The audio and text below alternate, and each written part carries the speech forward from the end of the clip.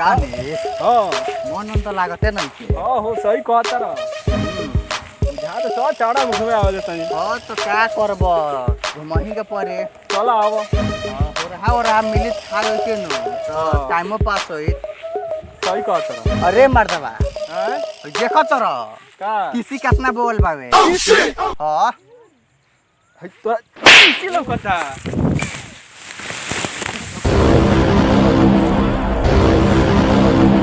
सरवा का बहुत जोर से मरले बजते तोरा किसी लौकता तुम्हारी ना किसी ना हो तीसी ना त का हो ये हमरा के हाथ ना जोर से मरबे मारे ना तोरा गेहूं के लौकता तीसी लौकता तो तीसी ना तो का पूछोइबे के केस उसे पूछो आ तो आदमी चप्पल खुल गेल हमार खुला से का हो जी जो मार के चप्पल पर धर ले तोरा बुझाते नहीं छै किसी ना हो ना हो गेहूं आटे है बुझाता नहीं छै तोरा हमरे काहे मरली मारम ना गेहूं आटे मारम ना गेहूं आटे अरे गेहूं आटे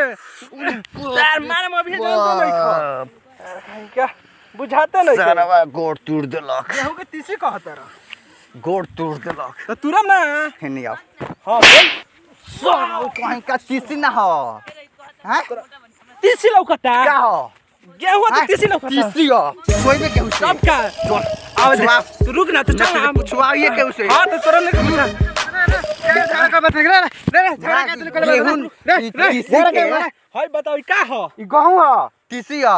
ना गहूं हो तू केकरा के से बड़ा भाई तारा के से लईखी तारा के से लईखी तू कहे मरवाई आइल बड़ा मार चल का चल क्या हो तीसी हो गेहूं तीसी हो गेहूं पूछवा के उसे हां तो रुक ना केहू तो आई भाई करी ना के उसे हां पूछवा तो रुक ना देखो बुढ़वा तो बुझा चल हो तो बुढ़वा आवता हां चल अरे बुढ़वा का ले बारे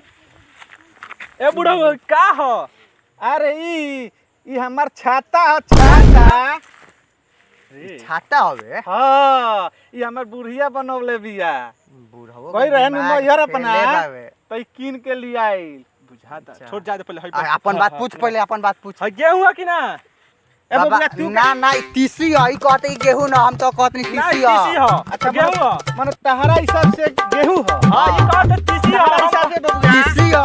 तीसी हो हमरा हिसाब से गेहूं हो ना तीसी हो पूछवावा बुढ़ऊ से आइल बड़न तो बताई बाबा रहुए बात कुछ गड़बड़ बुझाता